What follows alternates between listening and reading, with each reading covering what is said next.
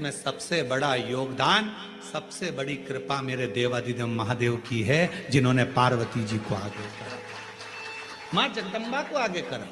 तू असुरों को मार सकती है, तो भद्रकाली बन सकती है, तो कुष्मांडा बन सकती है, तो स्कंदा बन सकती है, और एक समय ऐसा आए तो तू अन्नपूर्णा भी बन सकती है।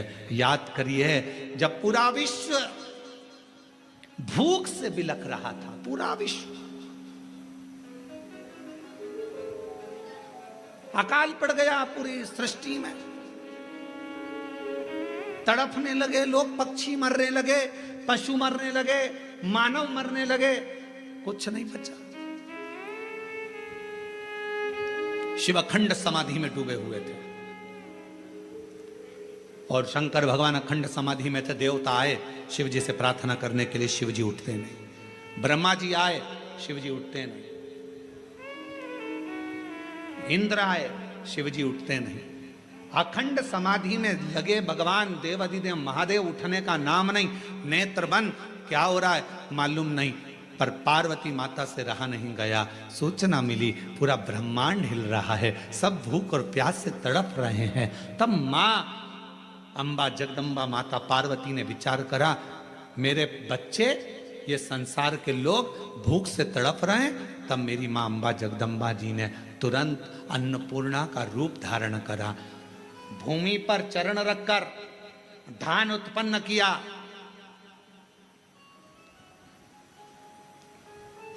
धान उत्पन्न किया और चरण रखकर धान लेकर मेरी मां थोड़ा सा अन्न का भाग लेकर, जो मेरी अन्नपूर्णा माता ने जीवों का भरण पोषण करना प्रारंभ करा, तो माता जी को अन्नपूर्ण सदा पूर्ण शंकर प्राण वल्लभ है। भगवान शंकर की प्रिया मां जगत जननी पार्वती जी जगत का भरण पोषण करने वाली हो गई। भगवान शिव के नेत्र खुले, शंकर भगवान के नेत्र खुलते से ही उनको भी, जब बहुत हजारों वर्ष की तप साधना कर ली, तो उठते से ही कुछ भूख से भाव में आई, भोजन का भाग मांगने के लिए स्वयं अन्नपूर्णा के दरवाजे पर चले गए। स्वयं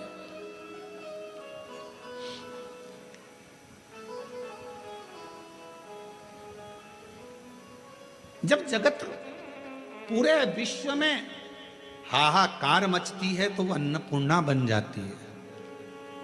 अगर नारी को अगर शक्ति दी है तो किसने दी? शिव ने। शंकर भगवान कि सारे चरित्रों को उठाकर देखिएगा, केवल देवादिदेव महादेव अपना अर्ध नारीश्वर स्वरूप का दर्शन कराते हैं। आधा शिव, आधा पार्वती। पार्वती तू मेरी शक्ति है, शक्ति ही शिव है और शिव ही शक्ति है, दोनों। अब उसको समझने वाला समझे, ना समझने वाला ना। मालती बेटे का नाम शिवा रख दिया। पति पांवों से विकलांग था, करता कुछ नहीं था। अकेली मेहनत करने जाती है, परिश्रम कर। अब दुनिया की रीति है, जब एक नारी पुरुष की तरह आगे बढ़कर काम करती है और आगे बढ़ने का प्रयास करती है, तो दुनिया के लोग ताना देने का प्रयास करते हैं, उसका विल पावर कमजोर कैसा कर प्रयास करते हैं। पर जितनी भी मेरी बेटियां इस कथा को सुन रही हैं, जितनी मेरी जीजियां इस कथा को सुन रही हैं, जितनी मेरी माताएं इस कथा को श्रवण कर रही हैं, दुनिया का कोई व्यक्ति तुम्हें कितना भी ताना दे दे, कितनी भी गाली दे दे, तुम्हारे ऊपर कितना भी अपशब्द कह दे, तो भी अंदर से टूटना मती, दमदारी से चलते रहना, आगे बढ़ते रहना। तुम्हारा कर्म तुम्हारा जवाब देगा, तुम्हारा कर्म तुम्हारा जवाब देगा। तुम तो बढ़ते चलो, हाथी की अलमस्तता में आगे बढ़िए, कुत्ते पीछे चिल्लाते रहेंगे। कुत्तों की वो औकात नहीं होती जो सामने आकर भोग दें, कुत्ता हमेशा पीछे ही भोगता है। तुम अपनी अलमस्ती में चलो मेरी बहनों, तुम अपनी अलमस्ती में चलिए मेरी जीजियों, अपनी लगनता, अपनी कर्मता। मैं मेहनत करूंगी, पढ़ाई करूंगी, परिश्रम करूंगी, मैं आगे बढ़ूंगी। लोग ताना देंगे, अपशब्द कहेंगे, गालियां देंगे, आपके बारे में आड़ा तिड़ा विचार रखेंगे, पर आप एक हाथी की तरह बढ़ते चले जाना, क्योंकि कुत्ता पीछे ही भौंकता है, हाथी के सामने नहीं आ पाता। कुत्ते का काम है पीछे भौंकना, वो हाथी के सामने नहीं आ पाता, क्योंकि कुत्ते को भी मालूम है कि हाथी के पांव में वजन है, सामने आऊंगा तो दुमस देगा, इसलिए कुत्ता केवल पीछे ही भौंकता है, उसके वहीं तक सामर्थ्यता है।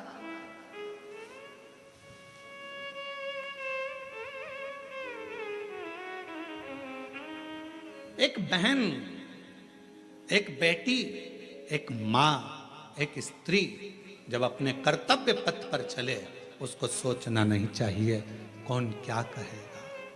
आग लगे बस्ती में मस्ती में, क्या किसको रोइए सोइए, कौन कहेगा क्या बोलेगा बोले।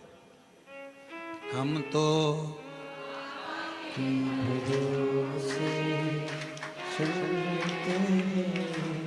तो बाबा के भरोसे चलते हैं, ये दुनिया वाले जलते हैं, ये दुनिया वाले चलते हैं, काशी वाले के अपनी मस्ती में। मेरी बहनों, मेरी जीजियों, मेरी बेटियों, अपनी मस्ती। क्या हाथी सबसे भिड़ता है? बोलो बोलो, जम के बोलो। गली गली में कुत्ता मिलेगा, क्या हाथी सबसे भिड़ता है? नहीं। हाथी को मालूम है ये भौंकता रहेगा, अपन बढ़ते रहेंगे, फिर अगले गांव जाएंगे, फिर अगली जगह जाएंगे, फिर चिल्लाएंगे। इनका फर्ज है चिल्लाना, क्योंकि पैदा ही इसलिए हुए हैं कि इनको चिल्लाना ही है। अपना कर्म, अपना कर्तव्य, अपने को आगे बढ़कर जाना, अपना कर्तव्य, आगे बढ़ते चलो, बढ़ते चलो। शिव कथा कर रही है। मालती ने विचार करा कि